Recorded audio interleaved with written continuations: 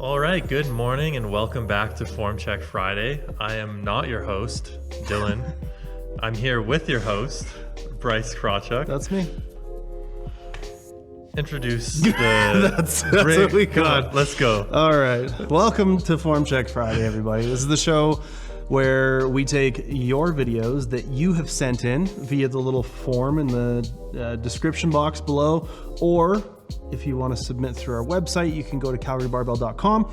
Anyways, we take lifters' videos and I give my 2 cents. I review them. We try to help our community to raise the bar of knowledge and of technical execution in the power lifts and try to help people get better. So you can submit there, like I said, and yeah, that's kind of the gist of it, hey? Yep. Yeah. So last week, we left off with Jose. I'm not going to say his last name. We left off with Jose's deadlift. We'll say that. 465 for 4, RPE 7, powerlifting 3 years. He has competed, but I think he's not training for a comp right now. And he's just looking for advice on his sumo deadlift. Okay. So the big thing I'm seeing here is you're committing I would say the second cardinal sin of pause deadlifts. The first cardinal sin of pause deadlifts would be just not pausing them, right? Doing this kind of like rolling stop, non-paused thing. But the second one is that this is the position you're pulling the bar off the floor in, right? You're super rounded over, your hips are really high, and then we pause in this position. There's no reason we should be changing that much position during the lift, right? If we can get into this position, we should be doing it immediately. And then we should be pushing to start the lift, pausing at, just off the floor. I actually really like this pause height in terms of where in the ROM, the range of motion that you're pausing. But the fact that we're just pulling the bar off the floor in this completely different position, you're beyond pulling the slack out. You're not getting into position until we're in the pause. And that's something we've talked about this. Seth and I talked about this on the stream just the other day. But people tend to get into this kind of more advantaged position during the pause in a lot of cases. And I think that's what you're doing here. So my challenge to you would be, man, let's create that position off the floor so you can be consistent with that when we're getting, 1 RM from the floor, no pause. The point of these movements, things like pause deadlifts and pause squats, is to build your comp deadlift. So, why would we be doing this in a way that we're able to do pause deadlifts almost better? You know what I mean? We're able to get into a better position here than we can on the comp deadlift. Therefore, my concern is that you're not going to get good carryover from this to that, from this to your comp deadlift. So I would have you, this is an unreal position. By the time you actually get set and pull the slack out, shit, dude, if you can get into this position off the floor, you're in a great, great spot. That is a very, very well executed sumo deadlift. But this part is just leaving me very confused. I don't think he is doing pause deadlifts either, because he never said these were paused. So I have a suspicion that he's just trying to really grip it and rip it off the floor, and that's... But then getting into position after the bar. So here's my issue with that, right? If this isn't like a pause deadlift thing, my issue with that is when you get 100% of the weight on the bar, 100% of your 1 RM on the bar, are you going to be able to go from this to this after the bar has come off the floor? Once the weight of the bar is pulling your shoulders out of position and pulling you forward, are you going to be able to make that transition from here to here as the bar comes off the floor? And my answer, I guess it's a pretty rhetorical question, is I don't think so. So why not pull the slack out before we actually get the bar off the floor instead of getting the bar off the floor by pulling the slack out? You know what I'm saying? Because as soon as we have that additional dynamic of, okay, we got to pull the bar off the floor and then get into a good position, why not pull the bar off the floor in a good position? You know what I'm saying? So, yeah. Other than that, Jose, these are actually beautiful deadlifts. The position that you get into, your lockouts, the everything else about it is phenomenal. We just need to get into that position a little earlier. Strong dude, 3 years of training. I mean, it's not bad. Not bad. It's not bad. It's better than where I was at 3 years. But Yeah, that's fair. I'm an exception. I'm just, I'm an animal in the gym. Focus more on bodybuilding. I'm 5'10", 300 pounds, just lean mass. But this muscle. This isn't about me. This is about the submitters. So next up, we have The submissionist. Declan, all right. Jun Julas. And so Declan is squatting. This is 445 for 3 at RPE 9. Okay. He's been getting pitched forward out of the bottom. Been trying to nail down the problem, but even with blocks of high bar or pauses, he's still getting this squat morning pattern. Any advice would be appreciated. All right. So I think the biggest thing here, and let's see. Okay, yeah. So until I saw that third rep, I was gonna say maybe we're starting a little too upright. Sometimes when people are really conscious of an issue in their lift, they try to correct it really hard. For example, classic example would be somebody's knees cave in and they stuff them out super hard at the beginning of the lift, only to essentially exacerbate the problem where now your knees are way out of position, so they come in even harder as you come up. So I thought for a second, maybe let's just get you leaning a little more instead of trying to be so extended, and maybe that's the thing. But then I saw this third rep, and on this third rep, we can really see this bar not even necessarily roll, but it smushes you, right? Your trunk tightness just kind of smushes out of the bottom. So I don't think this is as much a lower body thing. Some of the common fixes and cues for this are, stay in your quads, press down through your toes, try to keep your hips in under you, and that kind of stuff. But what I'm gonna recommend here, Declan, is I'm gonna recommend, first off, this is a perfect rack for what I'm about to recommend. But I'm gonna recommend you do some pin squats, because I think the issue we're seeing here is that we're losing upper back tightness in the hole. Right? We're not able to maintain this tightness as we change directions. So it's gonna be an issue somewhere in this part of the chain, right? It's gonna be either shoulder position, maybe we move the bar up or down slightly. Maybe we play around with whether or not we're, retracting the shoulder blades, how much depression we're getting. We try to maybe cue your lats a little tighter by imagining, pulling the elbows in towards the sides. But basically, as you change directions, we need to maintain much more trunk and upper back tightness. Because you can see here, yeah, that bar we end up like getting pulled quite a bit out of position. And even starting from rep 1. Now going back to rep 1 real quick, I do think that we are maybe a little overextended.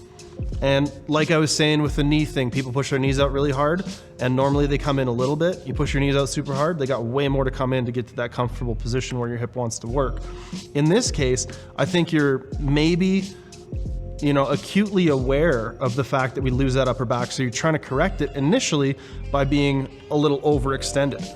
So I think the big thing for you, Declan, is gonna come down to bracing and upper back tightness. So bracing being, pulling those ribs down in the front and trying to imagine, using your using your lats to pull the ribs down in the back.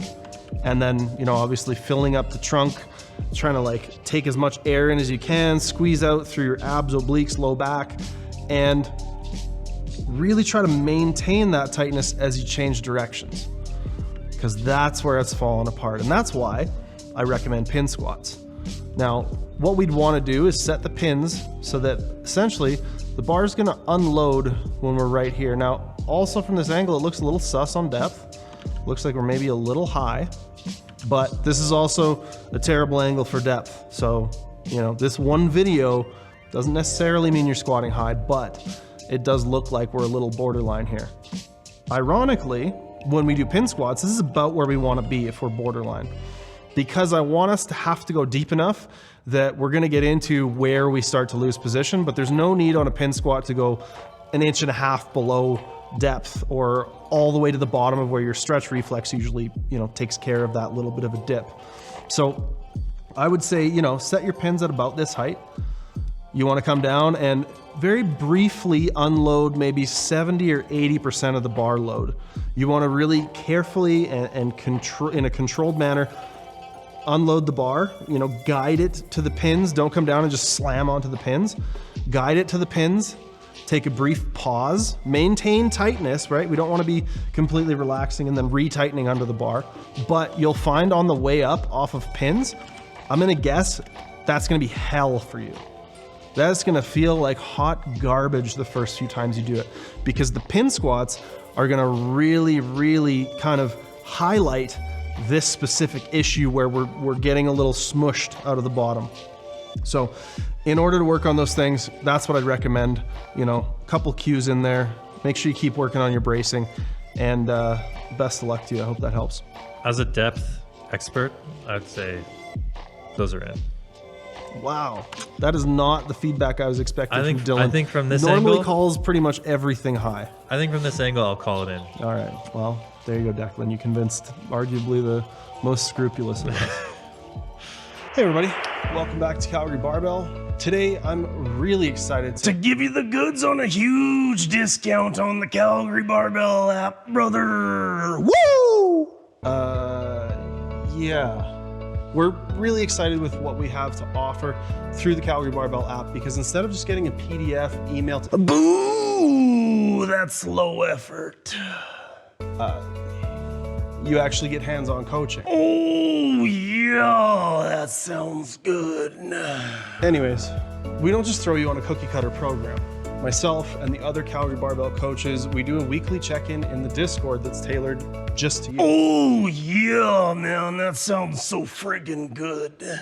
We give technique analysis. You tell me what you do. We also help people adjust their program. Ooh.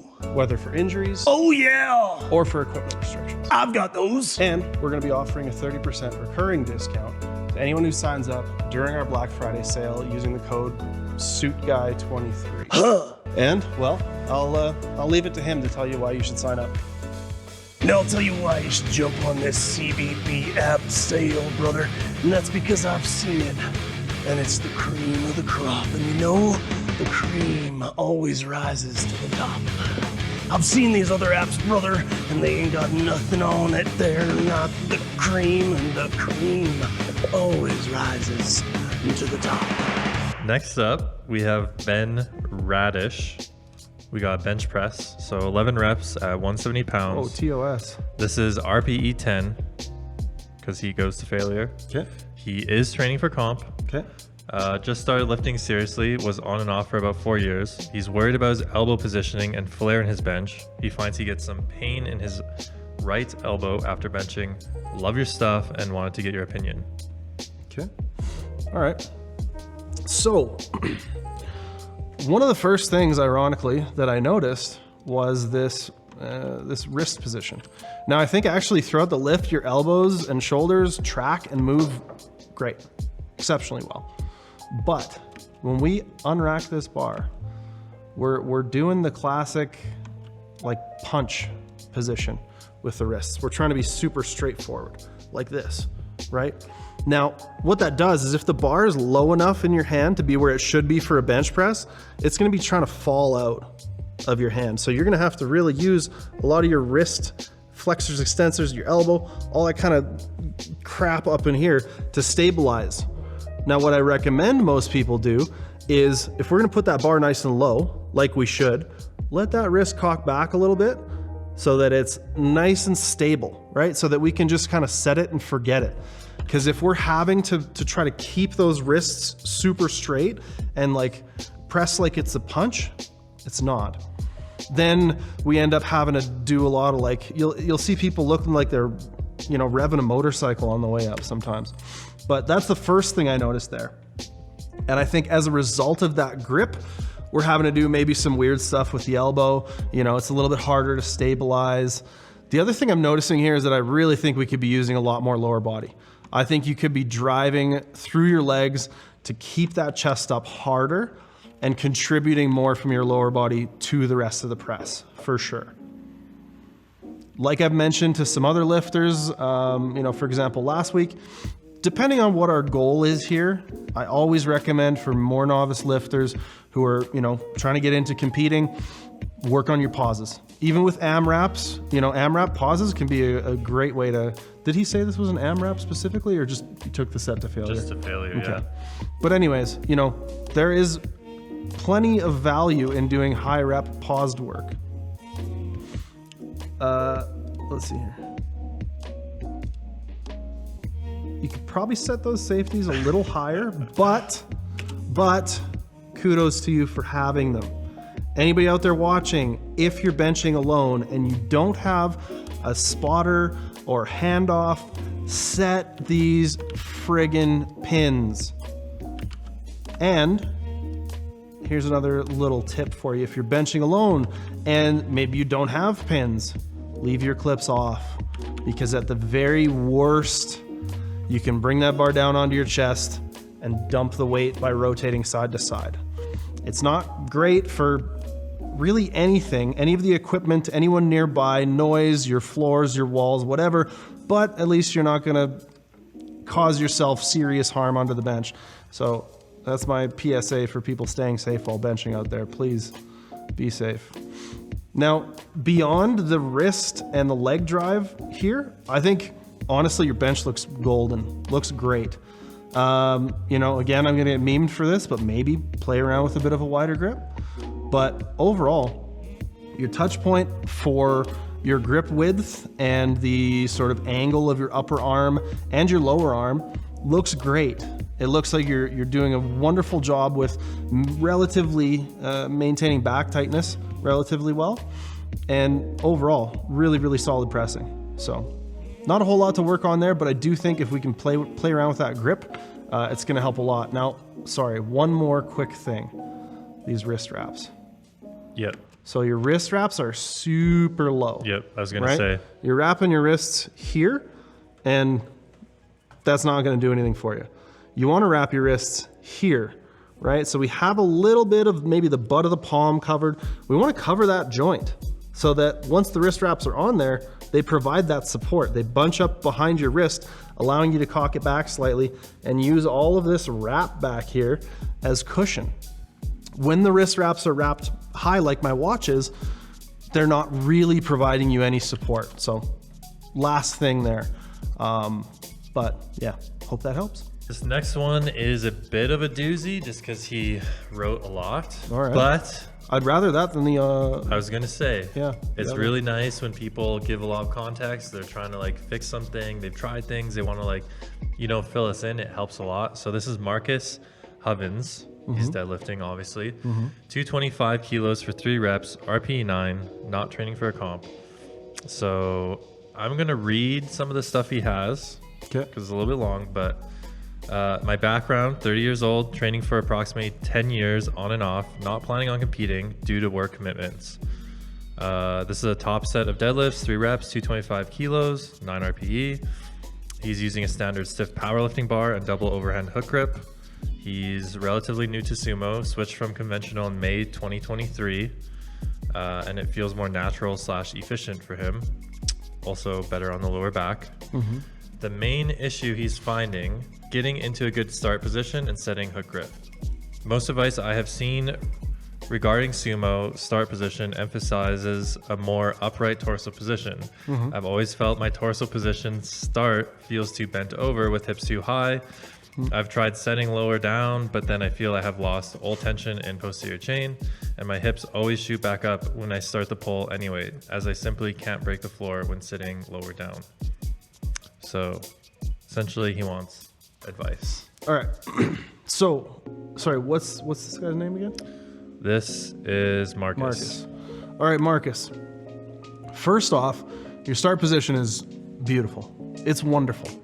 We're maybe a little overextended here, and I'm gonna get into some of the back stuff that's going on in a sec, but from here down, that is phenomenal position. That looks great. You're doing a wonderful job of the hip height, of how much your knees are forward, all that kind of stuff looks great. The one thing I'm noticing here is that there seems to be a real emphasis on trying to pull yourself further upright as you start the lift. So what I would like to see is a little more emphasis on ribs down, right? So we're keeping this a little more neutral as opposed to extended. And I want you to be a little patient off the start of the pull. Now, if we watch the sort of end cap of the bar here, see how the first movement is back like this? Because I think what you're doing is you're starting to pull back really early. And I think that makes your reps a lot tougher than they otherwise would be. You're focusing on trying to extend hips and back right off the hop. And what I want you to think about is once you're in this position, which honestly is gravy. This is a wonderful position. Once you're in this position, just push. Keep your torso over the bar, right? What we're doing here is we're pulling back super hard, and we're, like I said, trying to extend the hips. Now, if we extend the hips from this position down here before the bar comes across the knees, we're trying to pull the bar back into the shin, which you can't, right? You're working against yourself there. So I think that's the reason why some of these look like they're a bit of a struggle off the floor. We've got a little bit of sort of shrug and shoulders back going on. When you're setting up your upper back for the deadlift, really try to think about shoulders down and even a little bit forward.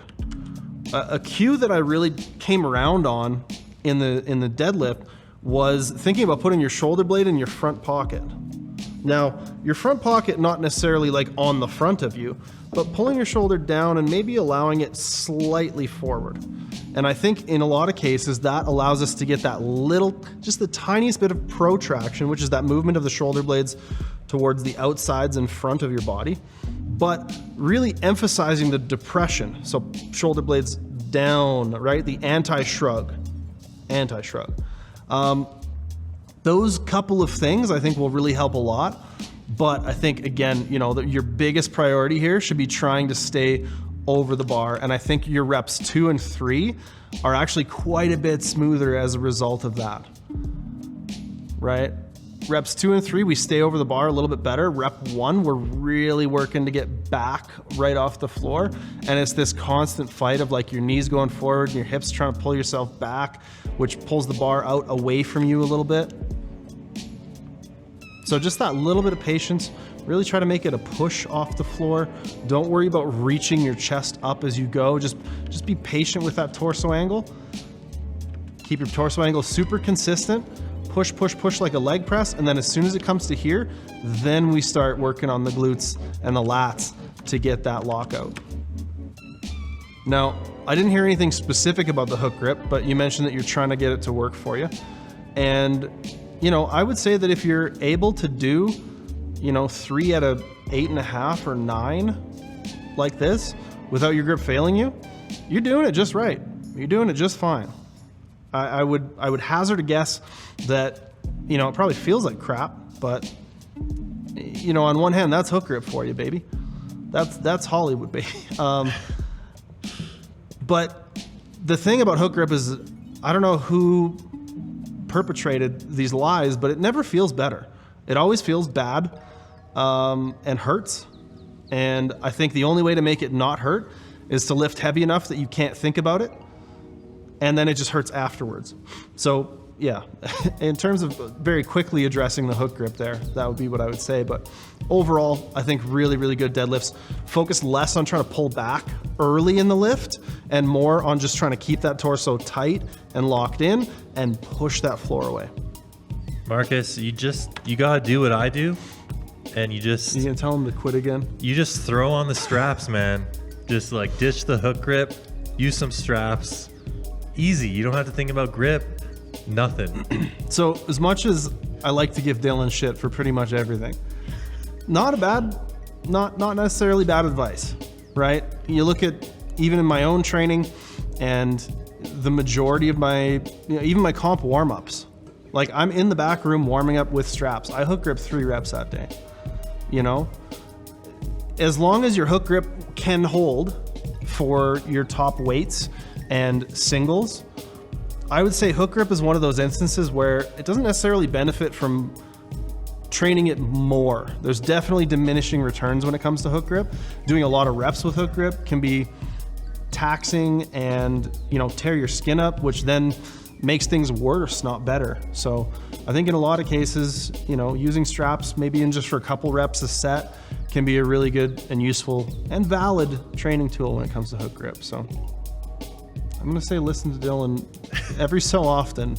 Be careful with what you're taking from him though. I was saying it jokingly, but I mean, I'm pretty smart sometimes, so I'll take that. If I can ever turn your sarcastic shit into good advice, I will. That'll be a personal goal of mine. So, moving on to our final submission, we have Helena Eklund.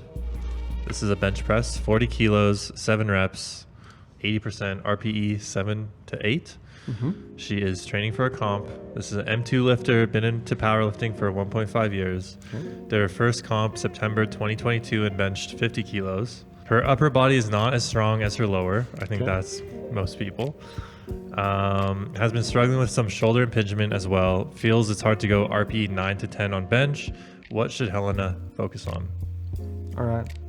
Now, for anybody who's new around here, what we like to do with the last video is we leave it for you, the community, at least for this week. I will come in next week, like I did with Jose at the beginning of this week, and I will give my critique and my advice. But for this week, I want all of y'all watching to head down to the comments section below and give your best advice for Helena here. What do you think are the answers to her questions? Do you see anything in her technique she can work on? And, you know, maybe you've been in a similar boat. What has helped you get past that? Now, that being said, we are going to wrap it up here. If you like this kind of content, if you like the form checks, come by our live stream. We live stream every Friday at 10 a.m. Mountain Time. And you can submit your lifts live and get them checked live. Also, if you're looking to submit for this series, you want to be featured on the YouTube, description box below, or head to the website at calgarybarbell.com. Make sure, head over to calgarybarbell.programs.app. If you guys saw the commercial that played, I don't know how they could miss it. I mean, we are having a Black Friday sale on our app. Right. So your first 7 days are free, which is standard. But if you use the code SoupGuy23, whatever it was in that ad, you'll get 30% off your monthly or the yearly, which is already 20% off. So that gets combined. And yeah, like save some money, check out the app. You get form checks, you get programs, you get everything. All that good stuff. And more programs are coming out right away. I just finished most of our push-pull legs split that's going to be going up on the app this morning. By the time this video comes out, it might even be up. But yeah, access to the exclusive Discord, and then form checks like this for you every week. It's not just programming, it is coaching through the Calgary Barbell app. So thanks for hanging out with us. Make sure to like and subscribe. We'll see you in the next one. Bye-bye. Bye.